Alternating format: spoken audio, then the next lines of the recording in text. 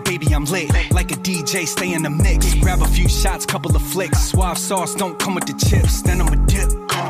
But not before I get the crowd in my grip. Shoot from the hip. Whole set list filled up with hits. Always ready for the work. Run out the bank with a smirk. All of this money to burn. All I wanted was a turn. Gotta get it, gotta earn. Look at the way that they're working the brand. Always expanding, none of it's random. All of it's planned, don't you understand? Align with the plan, it's gotta demand. If you like what you just heard, do yourself a favor and hit pause and search SuaveSki on your favorite streaming platform. He's on all of them, Apple Music, Spotify, YouTube, you name it. And trust me, you're going to want to hear more. But why is an emerging independent rapper the featured guest on Tickets to Travel, the business of travel experiences? Because SuaveSki isn't just making music. He's booking venues, packing bags, and crossing borders to bring his art to fans around the world. From Bucharest to Basel, his grind is international. And this podcast isn't just about airlines and algorithms.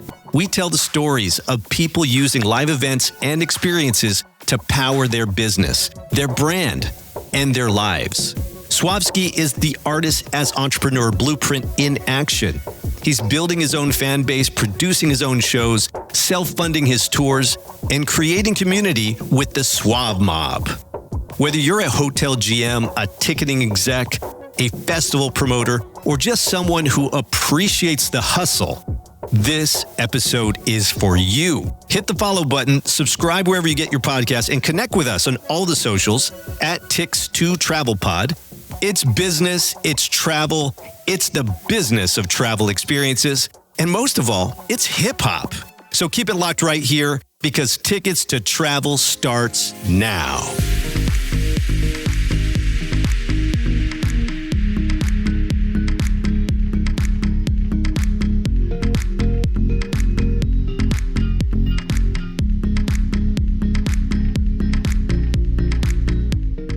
Welcome to Tickets to Travel, the business of travel experiences. I'm your host, Mario Bedwine. And today we have SuaveSki. Welcome to the pod. Hey, what's good? Man, you have been grinding away in the hip-hop game for a while. Mm-hmm. And you just got back from a tour, yeah, right? I did, absolutely. Tell us about where you went and what the experience was like. Just came back, man, from tour with Ill Bill, Snow Goons, Sean Strange, Chubbs, and Jay Sos, Chucky Campbell. I remember all the artists because we had it's a tour package essentially, and it was a good squad, man. It was a good team. It was actually 9. It was 9 shows. But let me just read it off real quick, and I'll just give you a little recap. Bucharest, Romania. They love hip-hop, classic hip-hop. I got in touch with the culture there, I feel. So I really met the scene in Bucharest, Romania. So we turned this tour a little into a vacation. Of course, as you do. I didn't know, but we slid right after that over to Budapest, and there was no show there. Then right after that, we went over to Istanbul, Turkey, and then we went over to Prague, Czech Republic. Then we shot forward to Milan, Italy, took a train from Italy down to Naples. Naples, took a flight over to Rome for a little bit. Then from Rome, flew over to Thessaloniki, Greece. Wow. Then from Greece, took a train down to Athens. Then Athens, and then flew over to Basel, Switzerland, then Zurich, Switzerland, Lucerne, Switzerland, then Munich, Germany. We ended in Germany. I appreciate you going through the tour process. What's interesting is that you went to Europe. Yeah. But you have a pretty big fan base here in the States as well, probably in Northeast. Yeah. Do you also tour here in the States? Man, it's as of right now, it's not hitting the same. Like I do have people listening to my music and watching my videos, but not really. I guess maybe it's because I haven't positioned myself to like headline a bunch of shows yet. So once I learned about the tour circuit and how you jump in to open up for a few big artists and then grow your name, I learned about that a little late in the game, or else I would have done it sooner. But once I figured that out, I just kept going. Like with Apathy, he took me out to Canada for the first time. I might have did 3 tours with him in Canada already. Then from there, he introduced me to Chris Webby and his team. So after I learned that, I was just like, let's go, let's keep it moving.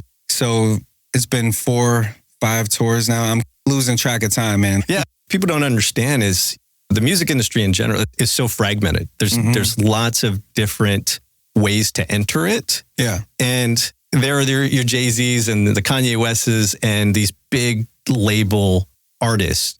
But the majority of artists who are out there are entrepreneurs. They manage and run their own businesses. What is really interesting is that what's changed over the last few years, not few years, but many decades since streaming came about, you've had to become more of the business owner and to take hold of your career. Actually, Goldman Sachs just came out with a study this past week. Oh, really? Goldman Sachs? Goldman Sachs. Everyone's heard about it. We could learn from them, yeah. Yeah. So they broke up the music industry in 3 sections.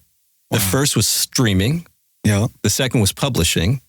Yeah. And the biggest section of growth in the music industry is live events. Okay. Touring. Because it takes a lot of streams to make some money. Yeah, it takes too many. That's the lowest. Yeah, we know that takes forever to get streaming money. You got to have a hit of all. Yeah. It's like top 40, top 10. Yeah, and you have to have a pretty solid strategy to work on Spotify and Apple Music to get these streams up. Yeah. And so the publishing side, that's the big label end of it. It's a good side right there. Yeah. I'm trying to figure out my way in there a little more too, publishing, because there's money you could be leaving on the table if you don't really dig in and learn and see, figure it out. Yeah, so the ASCAPs, the BMGs, those type of things to make sure that your stuff gets played. Right. Or if a big company wants to pick it up, like for a video game or something like that, that you're getting paid on each one of those. So yeah, definitely. Placements. But I think the easiest and most attainable one is live events, doing shows. And you went to Europe. And what I think a lot of people don't understand is that hip hop is global, man. It's huge. It's everywhere. It's everywhere. It's worldwide right now. It's growing a lot of different languages that are involved in it too. They're all rapping over there, Russian rap, the French rap, and they're going hard. Japanese rappers. I'm an old guy. I listened to a lot of hip hop over the last 50 years. Experience, seasoned. Yeah, seasoned. But it's always been that way with underground hip hop, is that Europe is always this hotbed for it, whether it be the Netherlands or Germany. So is that where you're seeing all the engagement for your music? Yeah, right now it is. Like when I look on Spotify and I look at the analytics, it is in Europe, a lot in South America, and there is a lot here as well. But like I said, it doesn't really transfer over in the live events. But when you go somewhere that they're not used to seeing you, like they're going to appreciate it more. Yeah, especially if you have the right vibe and you get them going. When you meet them and like you have a good show, performance, that's a whole aspect of the artistry that people don't really lean into, or they don't learn it until the end. Like they start making music, they find their sound, they find their image, but then like now you got to have your show. You got to have a show. Give them something to want to come back and see, whether it's lighting, pyrotechnics, dancers. Where in my realm right now, in like in the boom bap and the classic rap, you don't really need all that. You can just come out with a DJ and just kill it. Beats, rhymes, and life. Beats, rhymes, and life, and keep it simple. But you could have a break dancer, you could have a graffiti dude tagging up. You could do KRS-One does that a lot. So there's people I'm seeing, I'm witnessing them. Like Webby's killing it with the drummer. He'll bring his drummer out, his DJ, and they have a good dynamic. So like just add something to your show at some point. So right now that's where I'm at. I'm like learning, like what do I need to add to make this 30, 45-minute show like that people will pay for and want to come out and see here in the States. Yeah, because you actually get to keep more of that margin of that ticket sale. So obviously there's booking the venue, promoting it, marketing it, and getting people to come see you. So you have to put on the show. Yeah. From your perspective, you've been all over Europe at this point. You're going back too, right? You're going back. Canada and in the States. When you perform, what are the differences between the fans? Wow. I would say Americans, they will come out, they'll support. Maybe they won't spend as much on merchandise as like Europeans and Canadians. But I think they just take you for granted, man. Yeah, that's what it is. I think it's most artists here, like where you're from. And I've always heard, you go blow up somewhere else and you come back and then your hometown will love you. Whatever it is, it's just, it's some sort of psychological thing. But I think it's actually working because it's been happening late. Like now people are like, they want to take pictures and do certain things. I'm still here. I still rap, still do music. But like now we're on the road touring. So they must see the trajectory and think something's about to pop. Take your travel distribution business to the next level by connecting to Victory Live. the platform with billions of dollars in professional sports, live events, and theater inventory, including iconic Broadway productions, Las Vegas spectaculars, and global entertainment experiences. From chart-topping concerts to the world's biggest festivals like Coachella and Tomorrowland, to thrilling sports events like the Super Bowl and UEFA soccer matches, Victory Live connects you to the events that deliver maximum engagement. With global content sourced directly from rights holders or approved ticket broker inventory, Victory Live can also serve as your channel manager for live event ticketing, offering net rates, seamless API connectivity, and white label solutions for seating maps and ticket sales. Our B2B portal ensures travel agents have the tools and the support they need to thrive. Visit victorylive.com today for more information, and don't forget to tell them that Tickets to Travel podcast sent you. What if you could simplify your trip, skip the lines, and save up to 50% off at the world's best attractions? With GoCity, you can. One pass, one app, and full access to top experiences in 25 plus cities, including Chicago, London, Paris, and New York. GoCity helps travelers win at sightseeing without the stress. Visit GoCity.com and use code TTTPOD25 for 10% off your next pass. So that's American fans, and you see just more engagement in general in Europe. They're more passionate about your kind of straight-ahead hip-hop music. Yeah, they are. So I would say, I guess maybe Canada, really, they get rowdy to whatever. They love like live music. Maybe, I can't say there's not a lot, but maybe there's not a lot of Americans that go over there all the time. So when they do, they really support it and they come out strong. And then Europe, anyone that's crossing the pond, come over there and rock with them, they come out. And so in terms of the podcast, we do a piece that's called Fan Travel Stories, where we talk to super fans. Yeah. People who are crazy. I've talked to Taylor Swift fans, K-pop fans, Liverpool Football Club fans. Okay. And so what I find is that it's the event itself that drives the travel, because one, it's probably more affordable, but two, it's an experience. You get to go in a lifetime. Yeah, and you get to experience the destination. Mm-hmm. And so you're in a unique spot because you're an artist, you have a following, and you're still trying to promote the business. And so when you started to line up, obviously you're with Ill Bill and the Snow Goons and everyone on this last tour. Had they set up the tour in such a way where they had the venue set up, they had ticketing already set up? Like, how did you guys plan? I know it's not really your It's tour, not mine, but like I pay attention to all of that stuff. I'm trying to learn. It seemed like a lot of it was Eventbrite. It was like, what's that, third party?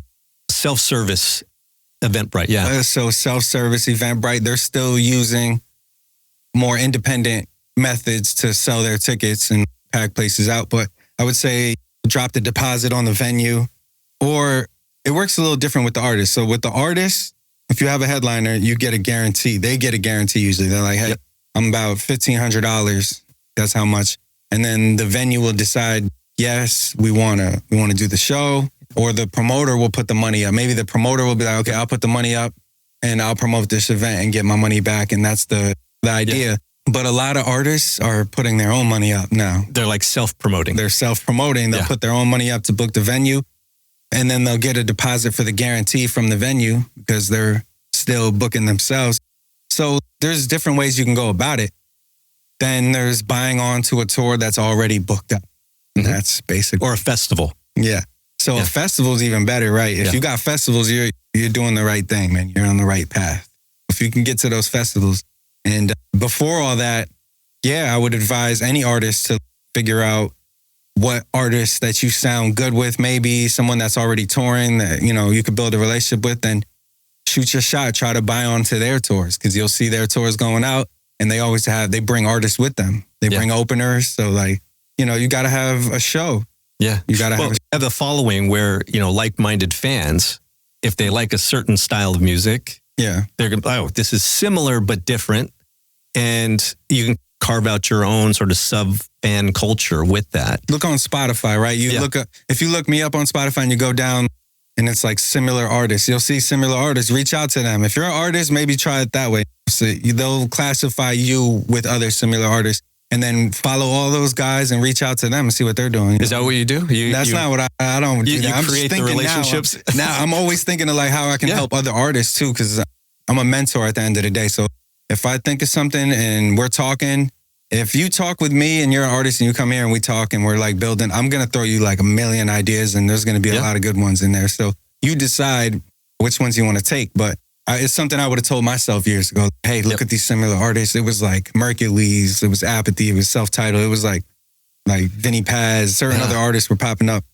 I should have reached out to every one of them and maybe, or just follow them and try to like implement yourself into that audience. It's similar. I just got done listening to my favorite podcast is Diary of a CEO. Oh, okay. Have you ever heard that one? No, I have not. Oh, you should. So the latest one is with Scooter Braun. Oh, man. So I just literally listened to it like last hour. And he said something that was really interesting that's along the lines of what we're talking about. Speaking of T Swift and all that, right? Is that his... That's a whole nother thing. No politics. He was trying to avoid that question, I think, a little bit. But in terms of what we're talking about, he said maybe 10 years ago, 15 years ago, Billboard came out with the top 30 up and coming people, 30 under 30. Oh, yeah. And so he made it a point to call all of those people and introduce himself. On that 30 for 30, 30 under 30 was Daniel Ek, the guy who created Spotify. Wow. And this was before it had blown up. And so he was able to become an early investor of Spotify because of picking up the phone and developing a relationship. Yeah. But it's all relationships because then, of course, Daniel's going to get to LA and he offers up, hey, let's hang out. Let's go play ping pong, have a couple of soda pops and get to know each other. So smart. So you take that, right, from that level. And it's a very simple thing to do. It's almost like you going to a festival lineup and sort of doing the research and find out who those promoters are, who their managers are, and getting your team involved in finding the right mix of relationships that'll get you to the next tour. We definitely did that at each venue for sure. We definitely figured out, talked to the promoter, the venue, whoever was the owner, if they were there. So we got all that information. We were very heavy on our promotion. It was just two of us, me and Gemini.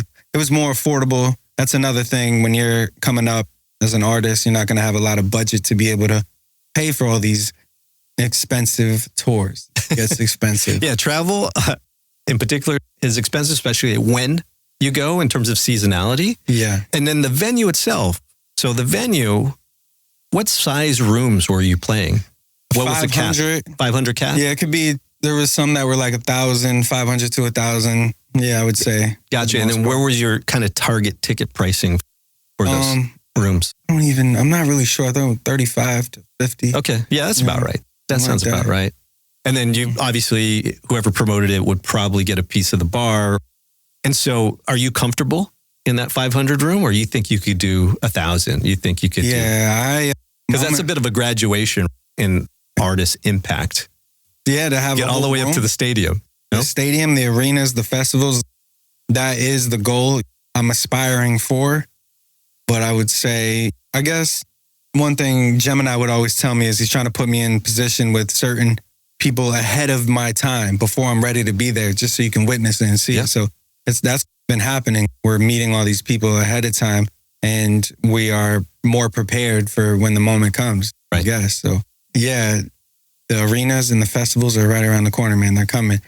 But before that, we worked every room by ourselves. And let me just jump back. Like me and Gemini doing this tour, I wasn't able to bring the Suave Mob Shooters, Jackson G, a couple guys that always come with us on these tours. It was a little more expensive for us to be able to travel, get another hotel room, things like that.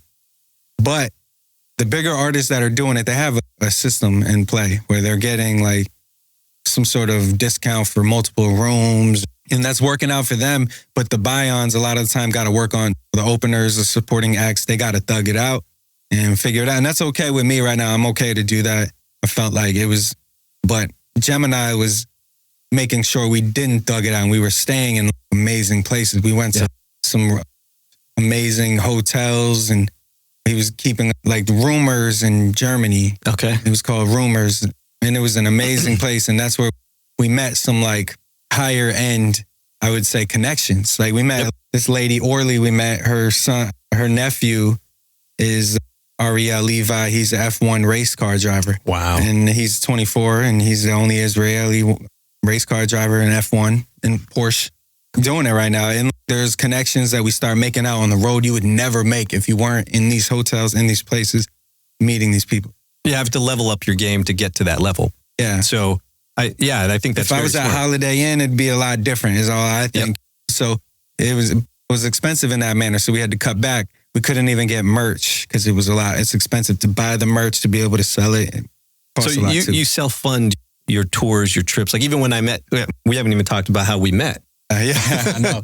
Yeah, South by Southwest. Yeah, we were in Austin.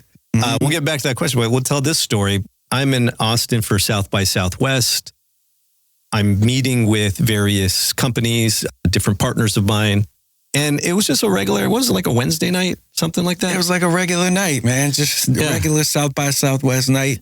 Because you've gone before. Yeah. You go to South by all the time because this is where a lot of artists break their music. Yeah. Actually, I never even asked you. Like, I've been a few times. Yeah. What I was there doing was to perform at a couple of places. And then we were with YNVS. Shout out to Shampoo, Conan, the entire YNVS DJs team, the YNVS Def Jam for sure. Like, man, we were out there to perform. He threw a showcase at a venue and me and Conan were going to perform our song. We shot our video for Back on the Road. We had a music video we were filming for. And we were just trying to be in the mix. And we were like filming with the Suave Mob and YNVS. We were filming other artists. We were doing those mic drop videos. We had a bunch of those come out. And just getting to connect with these people because we knew what it was like. There's people everywhere, promoters, managers, artists, like label guys, Spotify people walking around. We met you. Yeah, so it's just like, here I am. Like, how is everyone? Yeah, here you are. We go back to the hotel. It was the Fairmont, I believe. We started talking and of course I know some of the related artists, whether it be Webby or Apathy. Webby, yeah. Because of just being a fan of hip hop and just understanding the localization of it all. And then as we started to talk, it's maybe my expertise can help your expertise in some ways. And so we decided to do a podcast but also just connect in Connecticut, man. Connect in Connecticut. we wanted to connect in Connecticut. So when we came back and we reached out, we tried to make it happen a few times. You're looking for these tools to enhance the tour, obviously to make an income, but also to promote yourself to get to those other levels. Yeah. What do you think a venue or a ticketing company should think about in terms of attracting someone, an artist of your caliber who's going to obviously blow up at some point and try to create that relationship now? Because there are ticketing conferences. There are venue conferences. Yeah. I go to some of these. Actually, I was going to suggest you there's NIVA, which is the National Independent Venue Association. Wow. Takes place in Milwaukee. What? Next month. Oh, man. And so basically it's everybody who is not Live Nation. Okay. So everybody else is there. If you're not Live Nation and Ticketmaster, you're there. Okay. And so that's a good place. Yeah. Absolutely.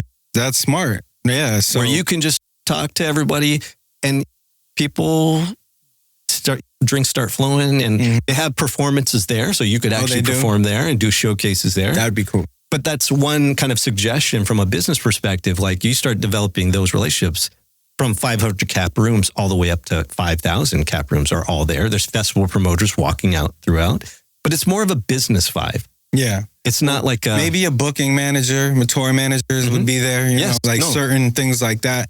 As an artist, to show up yourself that's a statement too. I like that. It's different. Yeah, it's different.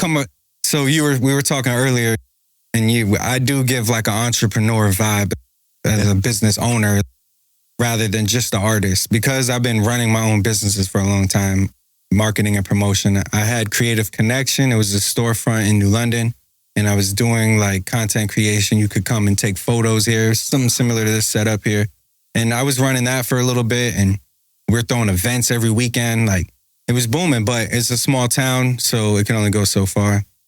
And I had some issue with the landlord and was just like, okay, can't do this no more. I got to focus on me and make sure I can bring in some revenue to try another business. I'll try it again or get a sponsor or something. Just create attention and more momentum, and then we'll figure it out from there. But yeah, as an entrepreneur, I'm interested in all of that, man. Learning the business behind the scenes, like what it takes, like what app are you using? Is it a CRM?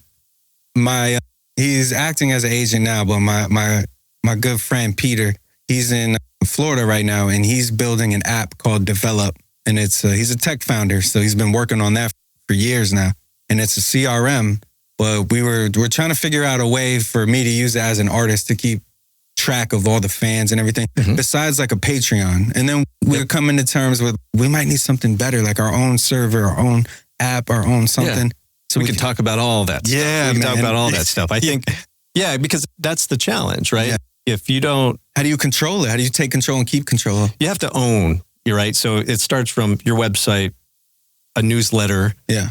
Patreon's a good way to capture all of them, obviously. But there are different tools, and it's not a one-size-fits-all. No. Depending on how you want to run your business. Yeah. And I think that's where, going back to the music stuff, these record labels, they do that for the artists. And when you're in a situation where, hey, this is my business, and I want creative control, because we haven't even talked about how you started rapping yet, by the way. Yeah, that's true. But I think that's why we're having conversations like this, to bring a little bit more awareness of it. Because I think there's various artists who have followings and they create content, and they have, yes, it's the product itself, the creativeness, the talent that's being recorded. At the same time, don't dig enough into the actual business of it all, because that's where it gets disconnected. You got kids out there who are like, oh, I'm just super talented. I got 1 million streams on SoundCloud. And then nothing ever happens, because they don't have the grind that you do, quite frankly, to go out and tour, to go out and figure out the next step besides the likes and the streams. Because, you can get those numbers, but you can also buy those numbers. A lot of that stuff isn't even real. It's smoke and mirrors. So that's totally true. You got to watch out for that. Are you really making an impact? You'll know if you're really making an impact by the people around you and how they respond to you. Or if they're coming up to you like, hey, man, you still do music? A lot of people will do that. And it's, if you don't know, then I haven't been putting it out there enough for you to already know.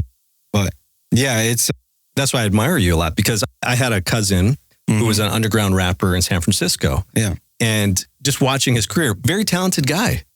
He was into drugs and different things that happened, and he didn't want to grind. Which is an easy thing to do on Of course, drinking and all that stuff's music there. But here's the thing, he wouldn't even tour. And I would just look at him and be like, and he'd go to the studio, they'd burn the CDs, sell them out of the trunk, that kind of thing, right? I like that hustle too. That's a hustle. Came from that. As well as anybody. You have to be in front of these fans. It's not sustainable either, unless you're going to be out the trunk forever, like trying to sell. Right. You have to perform. You have to show them who you are, be authentic. And so I used to always be like, you know what, man, you're the best rapper in my car. You're the best rapper in my car. You know, because we'd be hanging out. You're the best rapper in my car. And I really wish, because I was doing my own business stuff, right? And trying to get my career going. And I'd always just want him to really take it seriously, because he was so talented. And so that's why I admire you guys in that you're hustling. Thank you, man. Yeah, it's a long journey, and there is a lot of ups and downs. And then when you're doing it by yourself, it can get overwhelming. I see where people would quit, give up. I see it, but I also see the other side, and how when you accomplish that thought, you finish every idea. And then some of them get left behind, of course. Nobody's perfect, so you're going to forget some things, or you're going to do some things wrong. But you'll see these opportunities that open up for you from that are even bigger. And it starts to grow like that. And then you have to just keep trying them. Yeah, you can't give up. The failures don't really hurt at this point. They don't hurt. They're just like we could have got more, we could have had more engagement, or we could have had a call to action, or we could have did more with that. But all right, let's try it again. Let's go shoot. And every time we shoot, we put things out, we're all growing. Like even all the way down to the videographers and the photographers and the people that are behind the scenes helping. Everyone's trying to grow so that all the businesses can thrive. Yeah, together. because you have to go out there and create and put it out there, so that you never know. Yeah, one song. You never know. It takes one. It takes just one song or one video or one social post that could just turn things. But if you don't get in the game at all, you don't even have the opportunity. A lot of people lose themselves at their 9 to 5. Once you start working, that's something that I personally had to deal with, which is, it's a tough one, all right? So I work for Curtin Livery Transportation Group, and my boss, Greg, he's an amazing dude. He was very supportive of all the music and everything I've been doing, all the way to the point where he would invest in the first tours I was doing with Webby. He would help me out. And at some point, because of that investment and because of the tours, I started to grow at a rapid rate where it's, these opportunities are coming. Am I going to tour or am I going to go to work? And I told him, we had a tough talk about it. He's like, you're at the point in your career or your life where you're going to have to decide which one you want to do. And I'm literally in that middle space right now where, do I go back to the 9 to 5 and work so that I can pay everything comfortably? Or do I live a little uncomfortable, like Gary Vee said, and thug it out for another year or so? And I'm at the point where I definitely am going to thug it. I'm not going to go back to anything. You can't stop. Yeah. Even if you do choose something, you have a little more leverage to understand your own personal situation. Yeah. Where you can put the time, because we get 100 years. Yeah. I think Kanye West said that. Somebody said that. We get 100 years. You get 100 years. Yeah. So you have to do what you can in those 100 years. So whether you start when you're 20, which that's probably the best situation, or younger, or realize it, right? Someone like myself who's had a long career already, 20 plus years, but now being a consultant, doing these podcasts, these type of things, it's a whole different sort of entrepreneurial journey, which I wouldn't feel right if I didn't try it. Yeah. No, I think you're doing a great job, by the way. Thanks, man. I really do. And the fact that we're here right now doing this just proves that you're not stopping either. So that drive to keep growing and adapt to whatever's happening now that's a tough one. And it's not a trending thing. It's more because you're bringing like the knowledge and expertise. A lot of people will jump on trends just because it's a trend instead of adding value to it. I feel like we're adding value to a lot of artists, a lot of other people that are watching that could learn from what it takes to take that next step into touring and to get into the ticketing side of music. So let's back up a little bit. How long have you been rapping? Oh boy. I'm pretty sure you've answered this question a million times. Just so everyone knows, this 2025, I turned 35 and it's been about 12 years, I would say. 12 years in the game. In the beginning, I don't consider any of that being in the game. It's just like, you record, I'm in my cousin's room. He's got the beat pad. He's making the beats. I start writing. And the first few years were absolute trash. I hope to never hear anything from those years ever again. I don't want to hear none of it. No, man. So when you get big, you release someone's going to come with some old, I already know it's going to pop up in my future. But you never know, man. That stuff you're just very critical. I'm very critical of it now. There was a lot of changes. Like I used to make breakup songs. Like I could write right now. I could get a publishing deal right now if anybody's interested. I could write and I could make R&B music, any sort of songs, any genre. I've been doing it for that long at this point. And then after we started doing some of these albums, we'd press them up and do the high school promotion thing. I got signed to Dallas Records back in the day. And it was one of those things you wish maybe you didn't do, but it was all right. We did it. I went and did a showcase tours, all these different showcases. I learned the grind of shows and how to perform and things there. It started in Texas. And then it was just I needed videos. I needed photos. I picked up my laptop and I don't know where I started to do Photoshop, but once I started, I never stopped that either. And I was doing all my own promotional materials. I had to learn Premiere Pro and Photoshop to give me an edge back then because I wanted to look like maybe there was a label behind me or something, a little more official. But it was bad too. It was bad work then too. So after 5 years in, maybe 10 years, then it just started to become second nature. I could do the laptop, I could do graphic designs for the single cover, for the artwork. I could do the promotional video and then I could edit my own music video. And then I would do that for years. And that would start to put me in conversations with actual artists. What was the thing that just made you boost your confidence? Be like, I'm going to go tour Europe. I'm going to go release a couple albums. What was was it apathy? Was it a record that you put out and everyone just went crazy? What was the turning point? I think there was a few different moments, to be real, but with apathy, when I was actually sitting in the studio, in the beginning, sitting in the studio with him and seeing him write some records and 15 minutes and then record them and it just be some like, what is this? This is crazy. Like, this guy's a monster. Like, he's a beast. Like, at what he does, he can produce the record. He can write in 15 minutes. And then going on tour with him and seeing that part of it and how he did it alone, him and Self-Titled, and how they were running it on their own. That gave me confidence to be able to do it on my own too. But then I would say when other people, and this might be strange, when other people started to believe in me a little more than I did myself, then I started to believe a lot more. When someone was like giving me like more fire, like a passion about what I'm doing than what I'm doing. And it was like, it was a weird point. And it was just like introspective because I'm a dad now too. So I can get carried away and go do soccer practice and go do this and that and live a whole nother life and go clock in and be comfortable, I guess. People could get comfortable. I was falling into that a little, I feel, at times. But anytime someone else would come with an idea or believe in me and a little more than, not that I believe in, that I don't believe in myself, because now I believe in myself. No, it's just validation. Yeah, that kind of validation. Yeah. You don't think you don't really need it as an artist, but when you've been doing it for so long, at some point it's going to change something in your mind when you start seeing people from the past come back and, they're trying to help out now.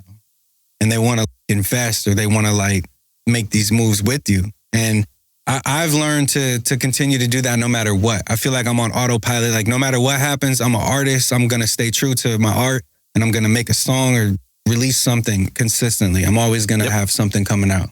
The consistency is key. Like we said earlier too, is that I take it back to the podcasting because I'm not creative person. I'm creative in a lot of business dealings and such. I'm but sure. Like when it came to the podcast, my brother, who's my engineer, he goes, once you get past 7 episodes, you're a podcaster. Oh, yeah. And then I had another friend who said the same thing, but he had a studio in Vegas and he had like millions of people. He would interview celebrities. Mm-hmm. And he's like, yeah, once you hit 20, that's when people really take you seriously.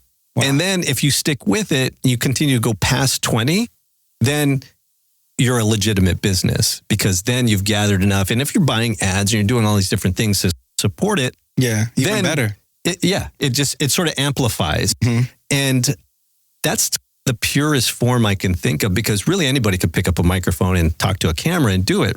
Yeah. For you, it's different. You have a set of talent because even when I met you guys in Austin, I went back to the room and I popped on your tracks. And I was like, wait a second. Yeah.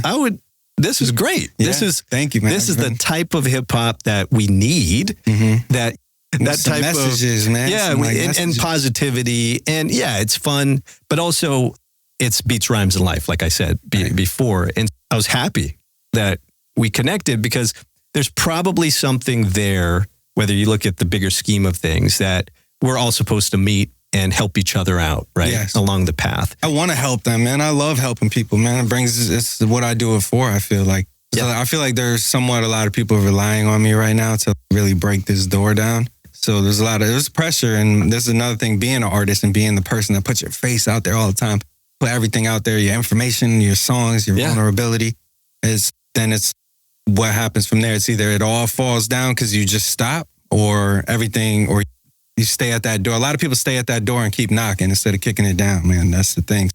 I'm just at a place where I feel like we're about to kick this door down, whether it be with Onyx right now, slam.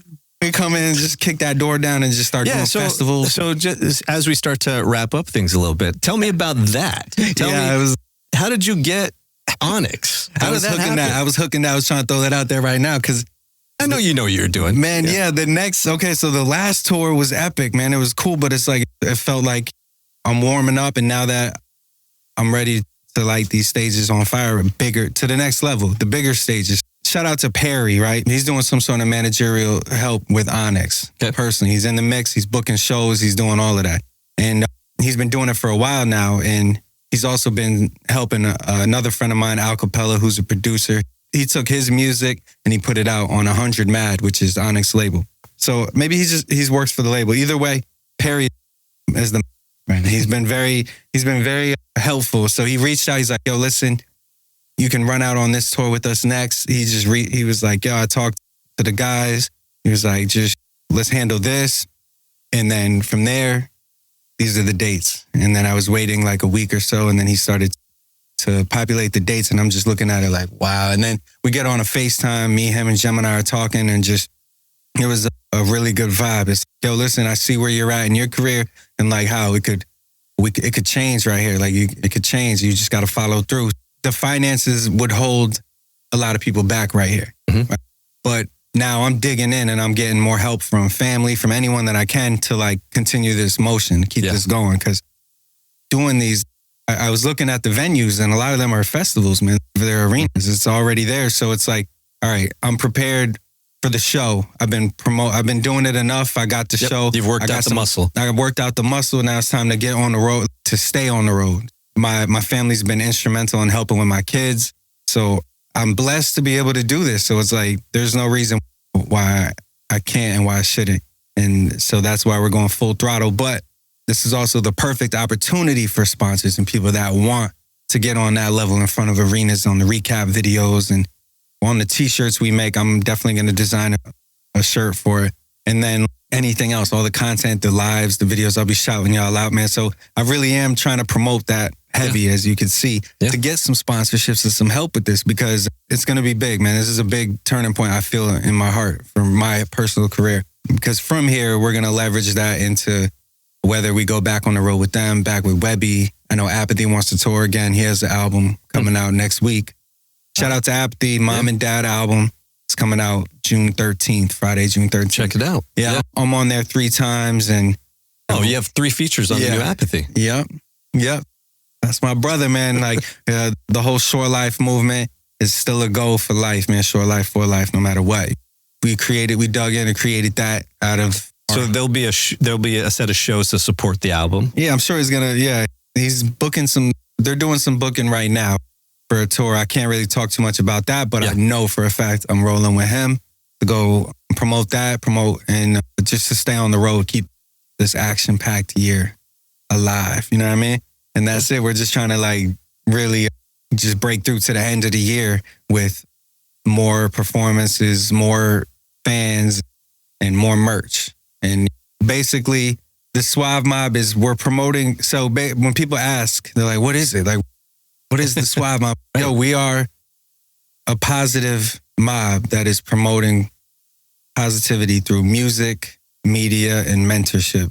The music is obviously the music and everything that's involved with the music. The media is the photography, videography, graphic design, anything media-based. We have tech founders, web developers, all of that. If it's not me talking to you about it, it's someone else that's a professional. Like, we haven't started like podcasting much like this or anything yet, but that's definitely going to happen. We're going to have like people, whether it's Zooms where everyone's talking to each other. I will always wanted to do the coffee shop meetups with artists where we're all here and yo, we have 2 hours. What are y'all working on? What do y'all need help with? Let's all talk about it together. Oh, you're not on Harry Fox. You're not on BMI even. Let's use all of our resources and pool it to everyone to grow a little. Yeah, these masterminds that you could do virtually pretty easily. You could do it virtually. I don't know, something about being in person and like seeing it. If we were in person at a coffee shop and we did it once a week, I feel like within a month, like your artistry and your everything will be leveled up. Like you'll see it. You'll see real results. You don't have to just go on YouTube and look up everything. That's what I did. YouTube University, man. Every time there was something, I look it up. Like if we're there and we have these masterminds and then I invite you to come one day and talk, I invite someone else that has Apathy, anyone that has some experience, then all these other artists, let's say it's 15, 20 artists, we're all learning, then we all grow together. And that's something I learned from Texas. Like Texas hip hop, man, they all stuck together and helped each other. They were featuring on each other's music. They were like promoting each other and that helped them blow up. The East Coast, everyone's a little more divided. They want to do their own thing. The egos, you put those to the side, and that's why I'm a different artist, I feel. I'm a mentor, man. I want a mentor. I don't want to gatekeep. I don't want to keep information from you. I don't want to always talk about it. But if we have a time and a place, let's learn together. And I want to learn too. I'm learning by failures and by talking to people like you and that have experience in certain places. Yes. Hey, man, we wish you all the luck. Yeah, bro. And we will keep taking a look at your progress. Yeah. Because I know it's going to be sky high. And so give us the last drop. Tell us what is the big project right now The big project right now, I would say, is my last record, Back on the Road, produced by 357, my brother from Fort Worth, Texas. He got that bop. It's not so boom bap, it's a little more trapped out, but I like to dive into both directions, a little more modern music and the classic rap. Check Back on the Road out. It surpassed 100,000 views on YouTube. It's my first video to do that. Suave Mob Shooters helped out, Lens for Hire, edited, shot and edited. It's a great video. It has Conan, a shampoo, YNVS. I want people to go check that out. And then I'm working on a 90s mixtape right now. I talked about it on the DJ Drewski podcast, and I want to follow that through. So I've done a lot of those records already. And it's just going to be a mixtape of me rapping on classic 90s beats. If you have one that you want me to do, let me know, bro. I'll send you a list. Yeah, and I'm just going to do it. I'm just going to get 10, 15 of those. I'm going to put them out and just get some reels, some content going. Like I said, on Mom and Dad on Apathy's album, I'll be promoting that alongside him. This is probably going to be one of his biggest releases. Is how it's looking. Yeah. Aside from that, I would say I got singles ready for the rest of the year. I have a back catalog of stuff ready to go. So I'm just going to drop every month. I'm going to drop every week. I'm going to start doing more lives, more content, and things like this. But follow SuaveSki Music on all platforms at SuaveSki Music, and then Suave Mob anywhere. We're on patreon.com/SuaveMob, and we have at suave.mob on Instagram, but it's not hard to find. The Suave-Ski, whether you put SuaveSki, whether Siri says SuaveSki, you're going to find it. You're going to find it. It's very Googleable, and it's like there's nobody else. So check it out. We're going to make more fans. Thanks for your time. Yes. Appreciate you, man. Okay, now, if you made it this far, you're not just here for the beats. You're here for the business. And SuaveSki just gave us a masterclass in both. This episode was packed with lessons not just for artists, but for anyone operating in the live event, ticketing, or travel experiences space. Number one, touring is not just about performance. It's about entrepreneurship. SuaveSki showed us how artists today are part-time performers and full-time producers, marketers, and logistics managers, booking venues, managing travel, building community. This is the business of music on the move. Secondly, live events are the growth engine. As Goldman Sachs recently pointed out, live events are the fastest growing part of the music industry. For artists and experience providers alike, this means the real money and the real fan engagement comes from showing up in real life. Third, independent doesn't mean isolated. From his Suave Mob collective to his mentors and sponsors, SuaveSki is building a network. Whether you're an artist or a tour operator, you need your own version of the mob. Videographers, marketers, tech builders, venue partners to scale your overall mission. Number four, own your audience. Whether it's through CRM tools, Patreon, or a dedicated server, SuaveSki understands that owning your data and your fan relationships is just as important as owning your masters. And lastly, every venue, every promoter, every city is a relationship waiting to happen. And in this industry, relationships are currency. Whether you're booking a 500 cap club or working towards festivals and stadiums, how you show up, how you follow up, and level up really does matter. So whether you're booking shows, building a brand, or launching a business in the travel and live experiences space, take a page from SuaveSki's playbook. Stay consistent, build real relationships, and don't be afraid to bet on yourselves. We'll be watching SuaveSki's rise and cheering for the whole Suave Mob. For more stories at the intersection of tickets, travel, and hustle, follow us at Tix2TravelPod on all the socials and subscribe wherever you get your podcasts. And if you haven't yet, head to www.tttpod.com to catch up on all the past episodes. Until next time, check out SuaveSki on all of your streaming platforms and keep moving, keep building, and keep showing up. This has been Tickets to Travel, the business of travel experiences. Safe travels. Attention travel and ticketing innovators. Whether you're a startup disrupting the industry or an established company ready to take your distribution strategy to the next level, Expo Travel is your ultimate partner in online travel and ticketing distribution. We specialize in helping businesses of all sizes optimize their operations, expand their reach, and unlock new revenue streams. And for startups looking to grow, we partnered with top venture capital syndicates to help you secure the funding you need to turn bold ideas into thriving businesses. From refining businesses to scaling operations and raising capital, Expo Travel is here to drive your success. Visit Expo Travel today. That's xpotravel.com for a consultation. And let's transform the way the world travels, one innovation at a time. Expo Travel, because the future of travel and ticketing starts with you.